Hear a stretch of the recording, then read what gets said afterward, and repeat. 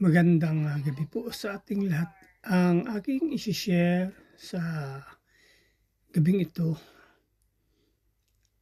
ay makikita sa Kadalawang Hari, Kapitulo 2, versikulo 1 hanggang 4. Ito po ang nakasulat. Nang oras na kukunin na ng Panginoon si Elias para dalhin sa langit sa pamamagitan ng isang ipo-ipo, naglalakad sina Elias at Eliseo galing sa Gilgal. Sinabi ni Elias kay Eliseo, "Maiwan ka na lang dito dahil pinapunta ko ng Panginoon sa Bethel." Pero sinabi ni Eliseo, "Sumusumpa ako sa buhay na Panginoon at sa iyo, hindi kita iiwan." Kaya pumunta sila sa Bethel. May grupo ng mga propeta roon sa Bethel na pumunta kay Eliseo at nagtanong, "Alam mo bang kukunin ng Panginoon ang guro mo sa araw na ito?" Sumagot si Eliseo, "Oo, alam ko, pero huwag na nating pag-uusapan." Pagkatapos sinabi ni Elias kay Eliseo, "Maiwan ka na lang dito dahil pinapunta ako ng Panginoon sa Jericho." Sumagot si Eliseo, "Sumusumpa ako sa buhay na Panginoon at sa iyo hindi kita iwan." Kaya pumunta sila sa Jericho. Yun lang po. Maraming salamat. God bless. Isang mapagpalang gabi po sa ating lahat. Ngayong gabi po ang aking hahayag ay mababasa sa Ikalawang Mga Hari, chapter 2, verses 5 to 8. Pagdating doon, si Eliseo ay nilapitan ng pangkat ng mga propetang taga roon at tinanong, "Alam mo bang ang Panginoon mo'y kukunin na ngayon ni Yahweh?" "Alam ko, huwag na kayong maingay," sagot niya. Sinabi muli ni Elias kay Eliseo, "Maiwan ka na rito sapagkat pinapunta ako ni Yahweh sa Jordan." Ngunit sinabi niya, "Saksi si Yahweh, ang Diyos na buhay. Hanggang buhay ka, hindi ako hiwalay sa iyo." At nagpatuloy sila ng paglalakad. Sinundan sila ng 50 propeta at sila'y tinanaw sa di kalayuan nang sila'y tumigil sa tabi ng ilog Jordan.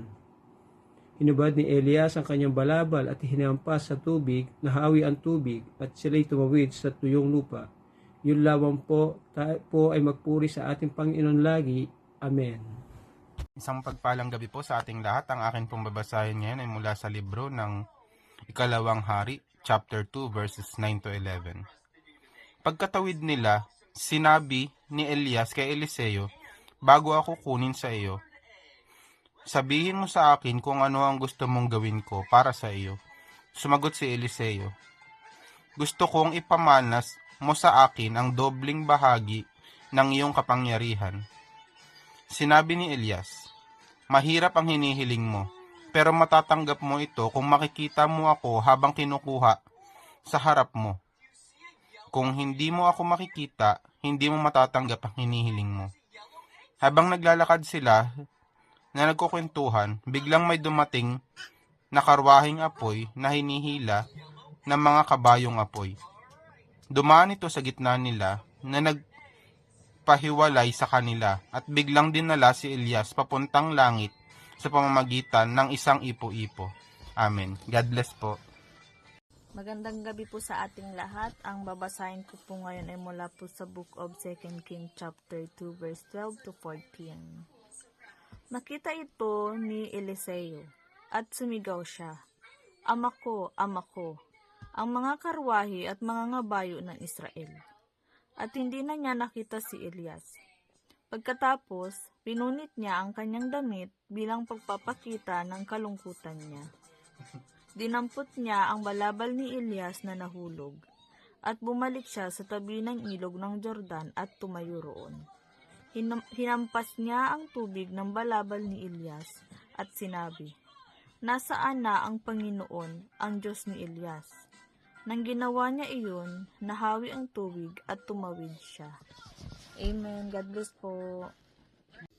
Magandang gabi po sa ating lahat. Ang aking babasahin ay makikita sa Sikan Hari, Kapitulo 2, versikulo 15 hanggang 17. Ito po ay kay Mera. Ito nakasulat.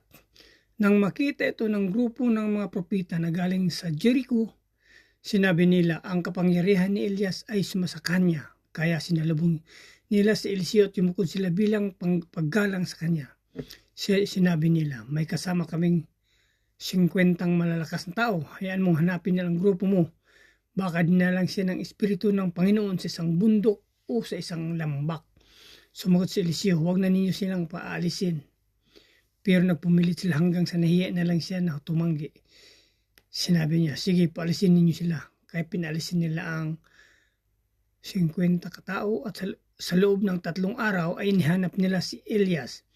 Pero hindi nila ito nakita. Yun lang po. Maraming salamat po rin ang Panginoon. God bless. Hello po, ang aking Bible verse today is from 2 Kings chapter 2 verses 18 to 21. Verse 18. Nang magbalik sila kay Eliseo sa Jericho, sinabi niya sa kanila, hindi ba't sinabi ko nang wag na ninyo siyang hanapin? Sinabi ng mga taga roon kay Eliseo, tulad po ng inyong nakikita, maganda ang lungsod na ito. Marumi nga lang ang tubig kaya't hindi mabunga ang lupa. Sinabi niya, bigyan ninyo ako ng isang bagong mangkok at lagyan ninyo ng asin. Ganoon nga ang ginawa nila. Dala ang mangkok, pumunta si Eliseo sa bukal ng tubig at ibinuhos ang asin. Ito ang sabi ni Yahweh, linisin ang tubig na ito at hindi na pagmumulan ng sakit o kamatayan, sabi niya. Ang mabuting balita ng ating Panginoon, no? Yan, no? Makikita natin dito na dinidescribe yung lugar nila, no? Na isang magandang lungsod, no? Pero madumi ang tubig, kaya hindi mabunga ang lupa. So, ibig sabihin, hindi mataba ang lupa. Dito, sinabi na palinisin, no? Sinabi na linisin ang tubig na ito at hindi na pagmumulan ng sakit o kamatayan. Amen, no? So, binibigyan sila ng bagong pag-asa. Bagong, kumbaga ay, para sa akin, nagsisimbolo yung 'di ba humingi siya, bigyan ninyo ako ng isang bagong mangkok at lagyan ninyo ng asin.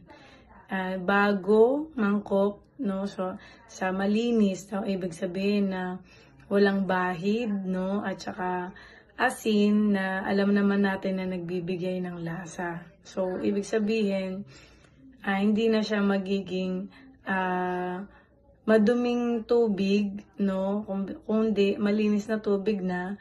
At upang ito ay magbunga, no, magkakaroon na siya ng lasa. So ibig sabihin may bagong pag-asa, no, na magmumula sa ating Panginoon, no, sa pamamagitan ni Eliseo.